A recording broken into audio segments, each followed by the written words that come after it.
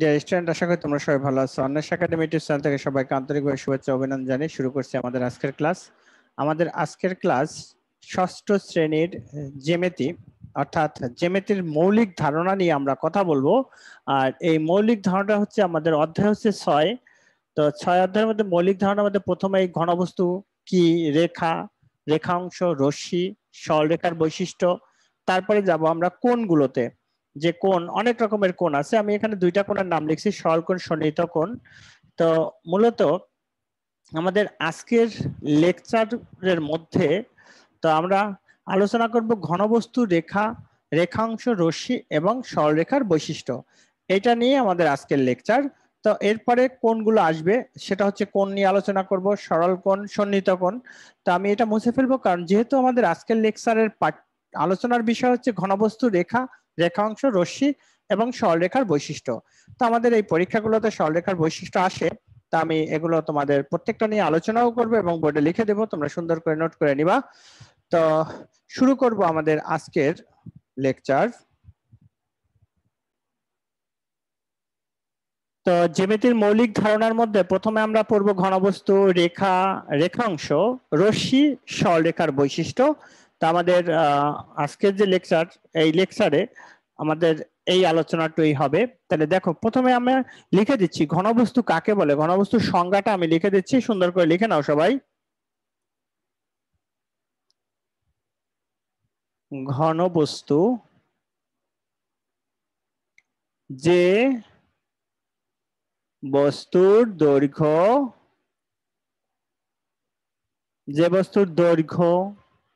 প্রস্থ,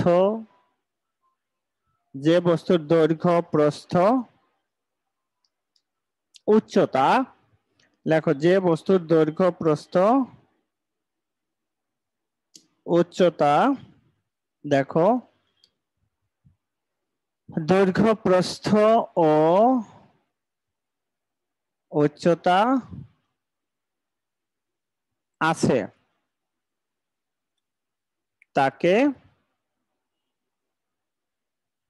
তাকে ঘনবস্তু বলে। ঘন বস্তু বলে। যেমন একটু উদাহরণ দিতে হবে। ইট, তারপরে বই, তারপরে হচ্ছে কাঠের টুকরা। ইট, বই, কাঠের টুকরা ইত্যাদি।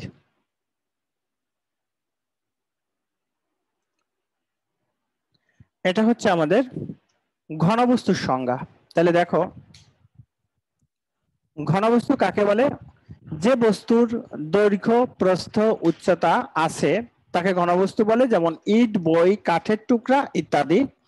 এরপরে হচ্ছে আমাদের ঘনবস্তুর পরে পড়বে হচ্ছে রেখা। তাহলে রেখা কাকে বলে? দেখো,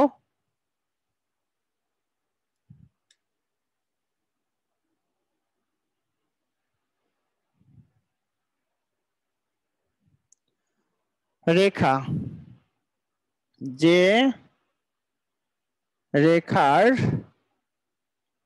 যে রেখার নির্দিষ্ট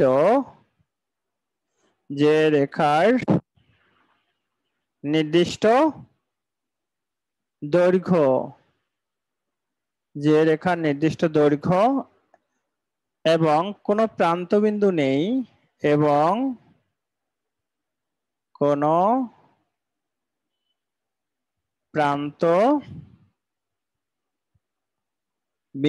নেই, তাকে রেখা বলে। তাহলে এখানে কি বলা হয়েছে? যে রেখার নির্দিষ্ট দৈর্ঘ্য এবং কোনো প্রান্তবিন্দু নেই তাকে রেখা বলে। তাহলে আমরা যদি রেখার একটা চিত্র আঁকি, এ আর বি, তাহলে এখন দেখো, এই যে এখানে আমি একটা তীর চিহ্ন দিছি আর এখানে একটা তীর চিহ্ন দিছি। এখন যে রেখার নির্দিষ্ট দৈর্ঘ্য, এটা কোন দৈর্ঘ্য, অর্থাৎ এটা 10 মিটার না 5 মিটার, এরকম কোন নির্দিষ্ট মান নাই, এবং কোনো প্রান্ত বিন্দুও নাই যে কোন জায়গায় শুরু হয়েছে বা কোন জায়গায় শেষ হয়েছে, এটার কোনো প্রান্ত মানে এরকম কোনো দিক নির্দেশনা নাই। যে কোন জায়গায় শেষ হলো কোন জায়গায় শুরু হলো। তো এইটাই হচ্ছে রেখা। যে রেখার নির্দিষ্ট দৈর্ঘ্য এবং কোনো প্রান্ত বিন্দু নেই তাকে রেখা বলে। যেমন এটাও তীর চিহ্ন দেওয়া আছে, এটাও তীর চিহ্ন দেওয়া আছে, তাহলে বাম দিকে সে কত দূর পর্যন্ত যাবে এর কোনো নির্দিষ্ট কোনো সীমা নাই, ডান দিকে কত দূর পর্যন্ত যাবে এর কোনো নির্দিষ্ট সীমা নাই, আর কোন জায়গায় যে শেষ হবে এর কোনো নির্দিষ্টতা নাই। যদি থাকতো তাহলে এটা রেখা হতো না। তাহলে রেখা কাকে বলে? যে রেখার নির্দিষ্ট দৈর্ঘ্য এবং কোনো প্রান্ত বিন্দু নেই তাকে রেখা বলে। তাহলে এর কোনো নির্দিষ্ট দৈর্ঘ্য বা প্রান্ত বিন্দু নাই, এটাকে বলা হচ্ছে রেখা। তাহলে তোমাদের যদি কোনো বুঝতে প্রবলেম থাকে তাহলে বলো। স্যার আবার বুঝেন। আচ্ছা দেখো, বলা হয়েছে যে রেখার নির্দিষ্ট দৈর্ঘ্য মানে এ আর বি, বলা হয় না যে 10 মিটার, এ বি এর দৈর্ঘ্য 10 মিটার।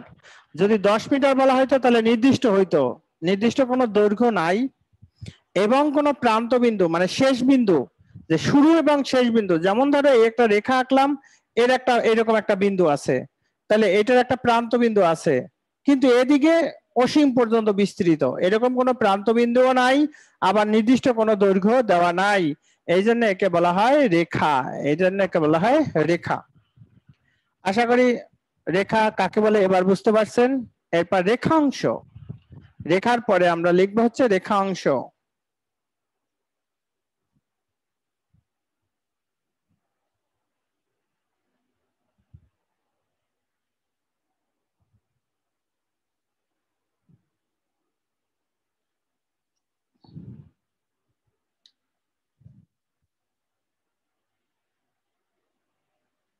রেখাংশ,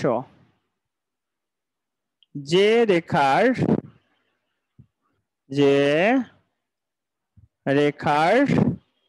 নির্দিষ্ট দৈর্ঘ্য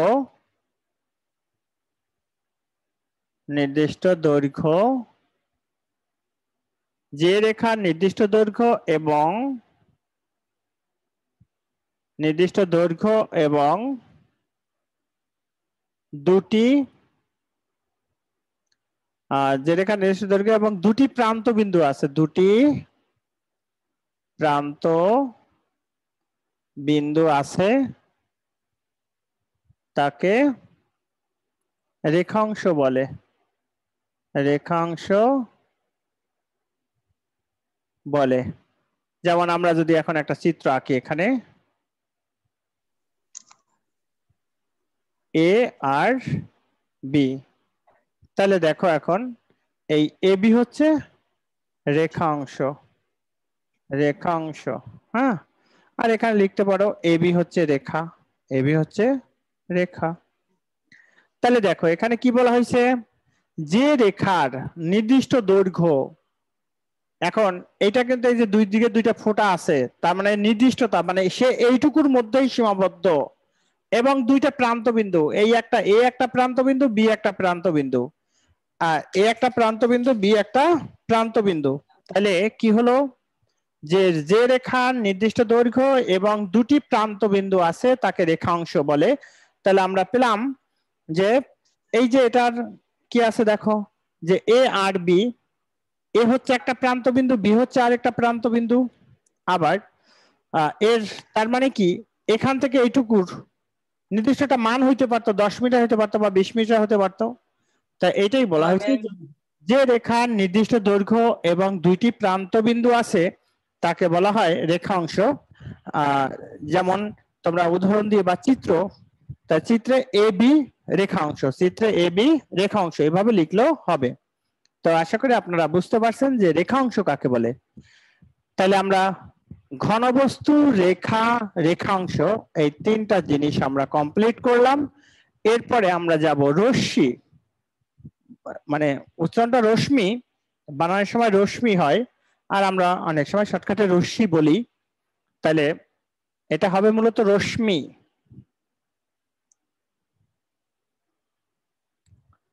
তাহলে দেখো, তাহলে রশ্মি কাকে বলে।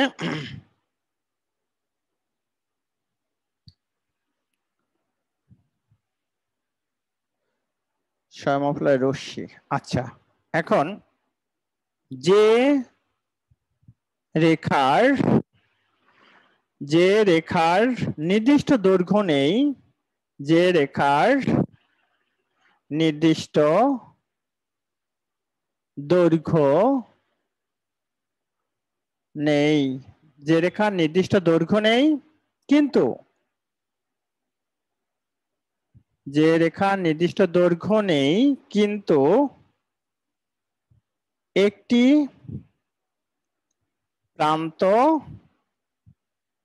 বিন্দু আছে, একটি প্রান্ত বিন্দু আছে, তাকে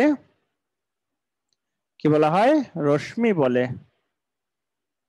রশ্মি বলে। তাহলে দেখো আমি একটা চিত্র আঁকি তাহলে রশ্মির। এখানে আমি একটা প্রান্ত বিন্দু দিলাম আর এখানে লিখলাম বি। তাহলে দেখো যে রেখার সংজ্ঞায় কি লেখা হয়েছে, সংজ্ঞায় লেখা হয়েছে যে রেখার নির্দিষ্ট দৈর্ঘ্য নেই। এই যে এই একটা রেখা, এই তীর চিহ্ন দিয়ে বুঝাইছে সে ডান দিকে কত দূর পর্যন্ত যাবে এর কোনো নির্দিষ্ট সীমারেখা নাই, এর কোনো নির্দিষ্ট সীমারেখা নেই। যে রেখার নির্দিষ্ট দৈর্ঘ্য নাই, তাহলে নির্দিষ্ট দৈর্ঘ্য নাই পাইছি। এরপর বলছে একটি প্রান্ত বিন্দু আছে, এই যে দেখো একটা বিন্দু, এই এ বিন্দুটা হচ্ছে এটা প্রান্ত বিন্দু, তার মানে একটা প্রান্ত বিন্দু আছে কিন্তু নির্দিষ্ট দৈর্ঘ্য নাই। এই রকম যদি কোনো কিছু দেখা যায় তাহলে সেটাকেই বলবো আমরা রশ্মি বা রশ্মি। তাহলে আশা করি রশ্মি কাকে বলে সেটা আমরা কিন্তু বুঝতে পারছি। যদি তোমাদের কোনো প্রশ্ন থাকে তাহলে করতে পারো।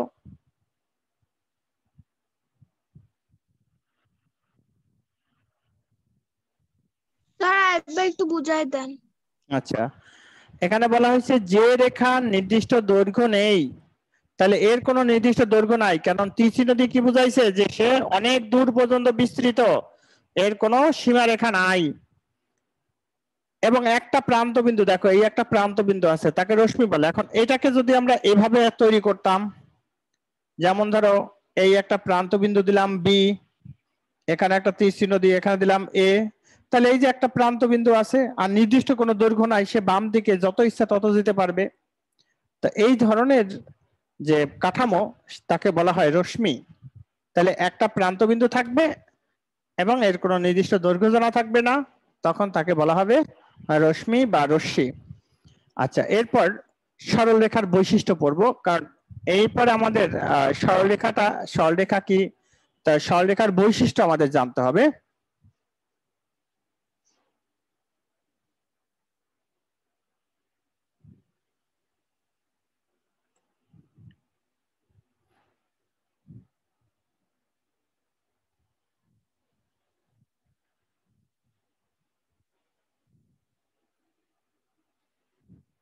দেখো এরপর লিখবো আমরা সরল রেখার বৈশিষ্ট্য।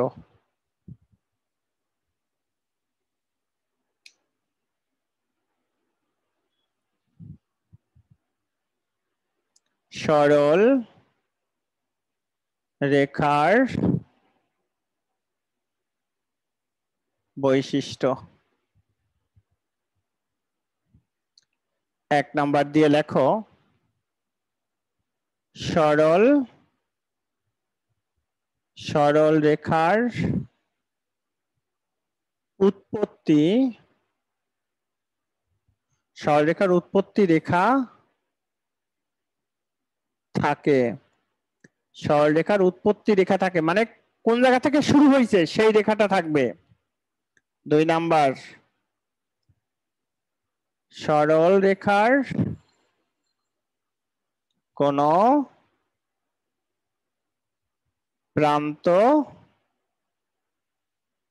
প্রান্ত বা শেষ বিন্দু নাই, প্রান্ত বা শেষ বিন্দু নেই। 3 নাম্বার, সরল রেখা নিজেকে কখনো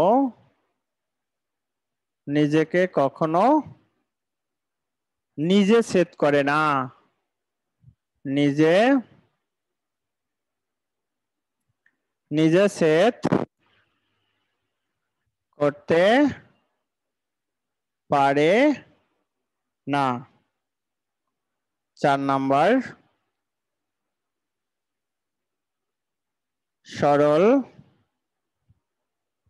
সরল রেখা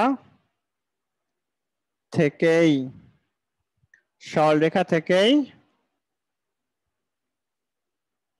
রেখাংশ বা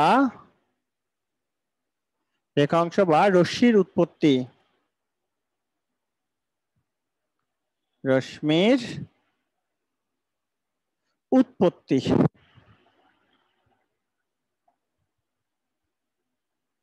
তাহলে দেখো সরল রেখার থেকেই রেখাংশ বা রশ্মির উৎপত্তি, তাহলে ওই যে দেখো রেখা ও রেখাংশ বা রশ্মি এখানে কিন্তু আছে। তাহলে আমরা এরকম যদি একটা টান দেই, এরকম একটা টান দিলাম, এখন এখানে লিখলাম এ আর বি, তাহলে দেখো রেখাংশের উৎপত্তি রেখা নাই। এখন এটা থেকে কিন্তু আমি বুঝতে পারবো না যে কোন জায়গা থেকে শুরু হয়েছে। উৎপত্তি মানে কি শুরু, কোন জায়গা থেকে শুরু হয়েছে এটা থেকে আমি বুঝতে পারবো না। তারপরে সরলরেখার কোনো মানে কোনো প্রান্ত বা শেষ বিন্দু নাই। এখন দেখো এখানে কোন রকমের এই যে এ লিখছি ঠিকই, কিন্তু কোনো বিন্দু স্থাপন করি নাই, তাহলে বিন্দু স্থাপন করি নাই বিধায় এটার মানে এটা কোনো প্রান্ত বা শেষ বিন্দু নাই। আবার শেষের বিন্দু বুঝাই নাই যে কোন জায়গায় শেষ হয়েছে জায়গা, এটাও কিন্তু বোঝানো হয় নাই। এরপর সরলরেখা নিজেকে কখনো নিজে ছেদ করতে পারে না। এই সরলরেখাটা কি ছেদ মানে কি একটা আরেকটাকে ছেদ করা। যেমন ধরো এই একটা সরলরেখা আঁকছি, তাহলে একটা সরলরেখা আঁকলাম, এখন এই সরলরেখাটা নিজে কখনো ছেদ করবে না, এই সরলরেখাটাকে আরেকটা সরলরেখা ছেদ করবে। তাহলে এই ধরো এবি একটি সরলরেখা, এখন এটা হচ্ছে সিডি সরলরেখা। দেখো এবি সরলরেখা কখনোই এবি কে ছেদ করবে না, এবি সরলরেখাকে সিডি সরলরেখা ছেদ করতে পারে বা অন্য আলাদা একটা সরলরেখা ছেদ করতে পারে। তা এটাই বলা হয়েছে যে সরলরেখা নিজেকে কখনো নিজে ছেদ করতে পারে না, সরলরেখা থেকেই রেখাংশ বা রশ্মির উৎপত্তি, সরলরেখা থেকে রেখাংশ বা রশ্মির উৎপত্তি। তাহলে কখনো এই যে দেখো এখন তোমার সরলরেখাকে আমরা স্পেসিফিক ভাবে কিন্তু সংজ্ঞায়িত করতে পারি নাই, শুধু লিখছি বৈশিষ্ট্য। কিরকম সরলরেখার উৎপত্তি রেখা নাই, এটা কোন জায়গা থেকে উৎপত্তি হয়েছে তা বা শুরু হয়েছে কোন জায়গা থেকে এটা আমরা জানি না। 2 নাম্বার সরলরেখার কোনো প্রান্ত বা শেষ বিন্দু নাই, এই সরলরেখাটার কোনো জায়গায় কোনো প্রান্ত বা শেষ বিন্দু নাই। অর্থাৎ বিষয়টা হচ্ছে এরকম যে এ বি, ধরো আমি এখানে একটা দিলাম যে এখানে শুরু হয়েছে বা একটা প্রান্ত বিন্দু দিলাম আর এখানে যে শেষ হয়েছে, এরকম উৎপত্তি বা শেষ বিন্দু নাই, এরকম কোনো বিন্দু এটার উপরে নাই, কারণ এটা শুধু একটা টান দেওয়া আছে। তারপরে সরলরেখা নিজে কখনো নিজেকে ছেদ করবে না, অর্থাৎ এই এবি সরলরেখা কখনোই এটাকে ছেদ করতে পারবে না। পারবে সে কি অন্য আলাদা একটা সরলরেখা ছেদ করতে পারবে, যেমন এবি সরলরেখাটাকে সিডি একটা সরলরেখা ছেদ করছে। এরপর সরলরেখা থেকেই রেখাংশ বা রশ্মির উৎপত্তি, তাহলে পরীক্ষা আসতে পারে কিসের থেকে রেখাংশ বা রশ্মির উৎপত্তি হয়, তাহলে তোমরা লিখবা সরলরেখা থেকে। তাহলে আজকে আমাদের এই যে আলোচনা যেটা করলাম, অর্থাৎ জ্যামিতির মৌলিক ধারণা, এটা থেকে ঘনবস্তু রেখাংশ রশ্মি ও সরলরেখার বৈশিষ্ট্য, এটা খুব ভালো করে পড়বা। এই সরলরেখার বৈশিষ্ট্য তোমাদের বইয়ে নাই, কিন্তু এরপর তোমাদের বইয়ের মধ্যে দেখবা যে একটা ছকের মধ্যে রেখা, রেখাংশ, রশ্মি এরকম 3টা দেওয়া আছে, পার্থক্য আকারে দেওয়া আছে। তোমরা ওই পার্থক্যগুলো আলাদা, রেখা রেখাংশের পার্থক্য, রেখা রশ্মির পার্থক্য আর রেখাংশ ও রশ্মির পার্থক্য, এইভাবে 3টা পার্থক্য তোমরা আলাদা করে খাতায় লিখে তারপর এটাকে পড়বা। অর্থাৎ আমাদের এই পরীক্ষাগুলোতে যদি এখান থেকে কোনো প্রশ্ন আসে, ওখান থেকে পার্থক্য আসে, তা আমরা খুব ভালো করে শিখে নেব।